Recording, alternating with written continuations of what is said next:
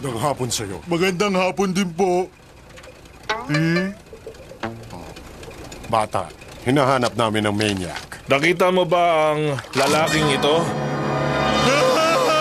Siya yung menya! Ulihin niyo siya! Ulihin niyo siya! Huminahon ka lang, bata. Drawing lang ito. Hindi to totoo. Ipapakita ulit namin ang drawing sa'yo. Sabihin mo sa amin kung nakita mo siya. Maliwanag ba? Okay. Nakakatakot!